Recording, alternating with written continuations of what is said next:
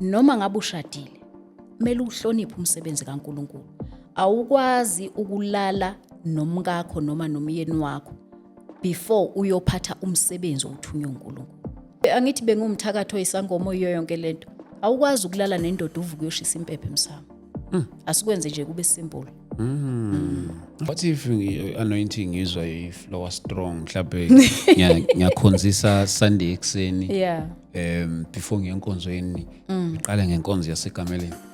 Yabona qeda ushayela umastyle ushaya amastyle buye usibeke isandla ekhanda. Hallelujah, be healed in the name of Jesus. Usifake wonke lo moya wama-style zakho sizwe nathi sesiwafuna.